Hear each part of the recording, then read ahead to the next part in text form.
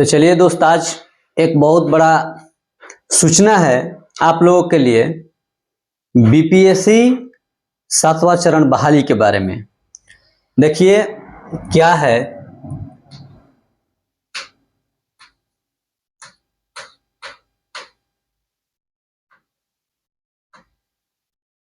BPSC 7वां चरण शिक्षक बहाली, ठीक ना। ये बीपीएससी 7वां चरण जो शिक्षक बहाली अब होने वाला है, तो ये जो आपको पेपर कटिंग दिख रहा है 2.5 लाख से अधिक शिक्षक, तो ये आज ही के पेपर का कटिंग है, ठीक ना।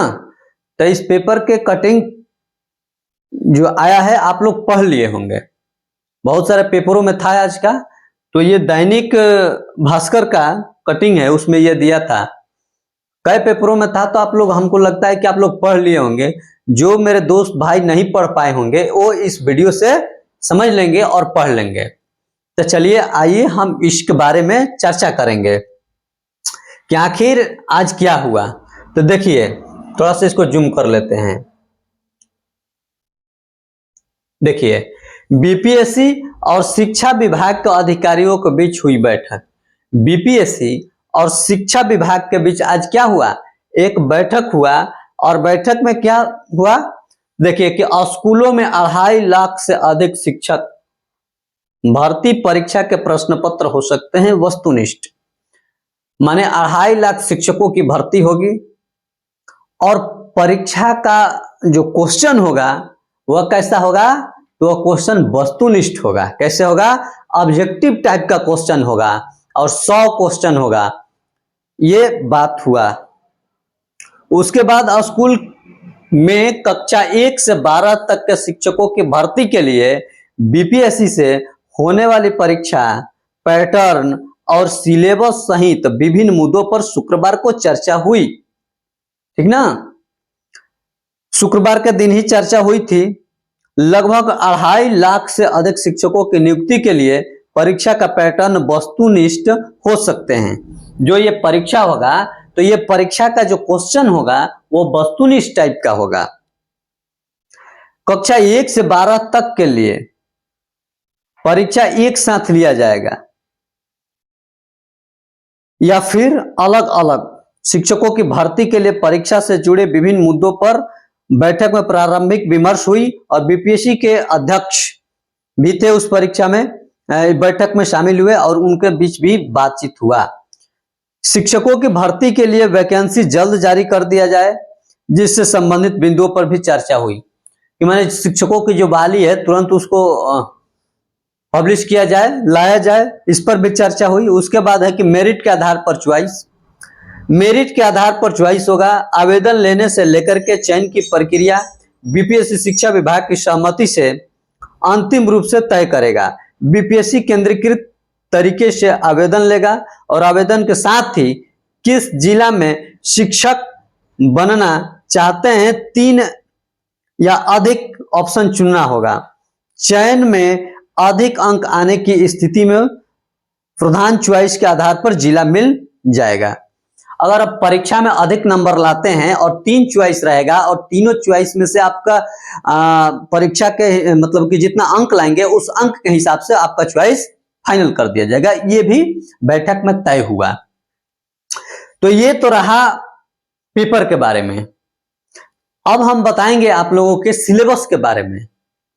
और एक बात और है कि जो ये 2.5 लाख वैकेंसी दिख रही है, तो ये 2.5 लाख में क्या नियोजित शिक्षक भी शामिल हैं कि केवल ये सीटेट बीटेट अभ्यर्थी ही शामिल है। तो मेरे दोस्त, ये एकदम समझ जाइए कि इसमें केवल 2.5 लाख में फ्रेश स्टूडेंट ही शामिल है, ठीक ना। जो सीटेट बीटेट अभ्यर्थी 7वें चरण के जो मांग कर रहे हैं, केवल वही लोग इसमें शामिल है, बाकी वे नियोजित शिक्षक इसमें शामिल नहीं है। अगर सरकार इस तरह से करती है तो निश्चित तौर पर हमारे साथ वे छलावा करेगी, छल का काम करेगा।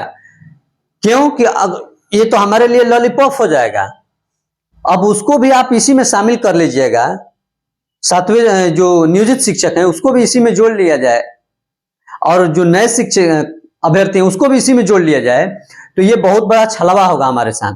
हमको नहीं लगता है कि वो इसमें होंगे, उसके लिए अलग होगा और ये अलग होंगे, क्योंकि वो तो पहले से ही नियोजित शिक्षक हैं, तो फिर उसके लिए क्या, ये नए स्टूडेंटों के लिए है, नए शिक्षकों के लिए है।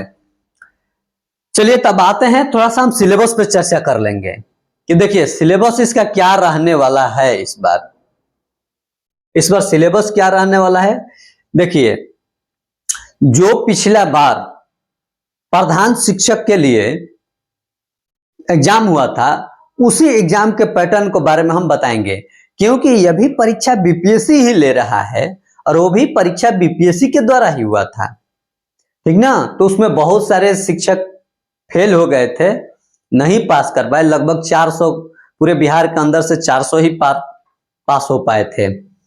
तो खैर छोड़िए, आइए हम उसी के बारे में चर्चा करते हैं कि आपको पढ़ना क्या क्या चीज है, इसका सिलेबस क्या होने वाला है। देखिए, जीएस के अंदर हमको क्या पढ़ना है। पहले है जीएस, इसको दो कैटेगरी में बांटा जाएगा। दो कैटेगरी क्या होगा, एक कैटेगरी होगा जीएस का, और जीएस के अंदर क्या क्या चीज आएगा, और दूसरा है टीचिंग एप्टीट्यूड के बारे में, कि टीचिंग एप्टीट्यूड के अंदर आपको क्या पढ़ना होगा। तो ये दोनों पर ध्यान देने की बात है। देखिए, पहला है जीएस।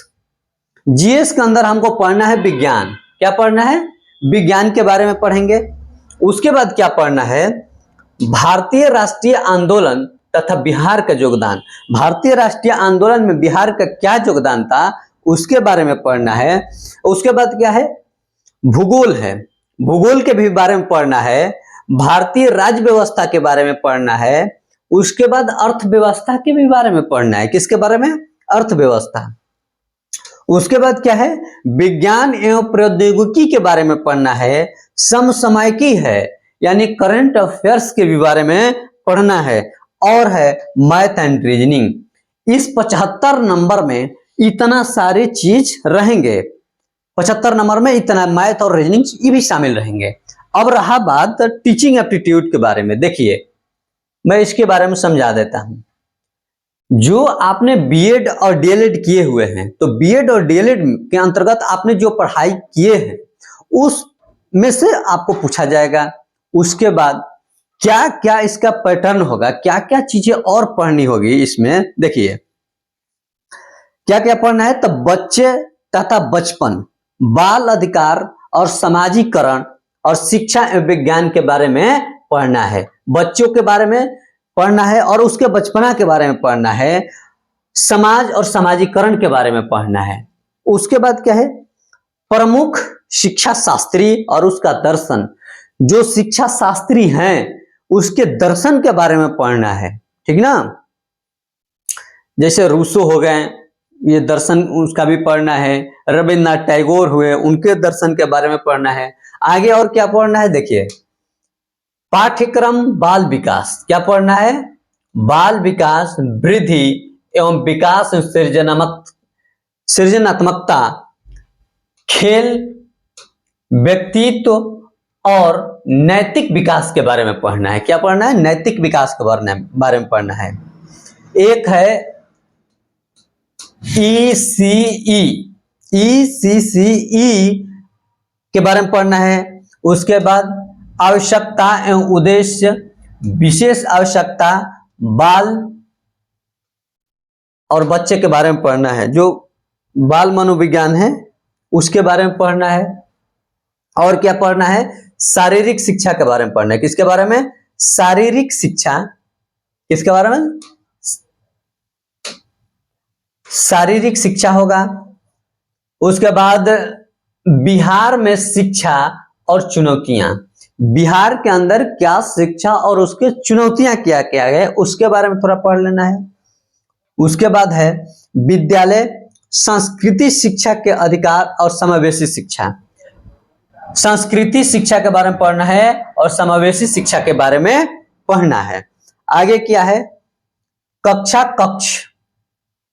क्या पढ़ना है, कक्षा कक्ष।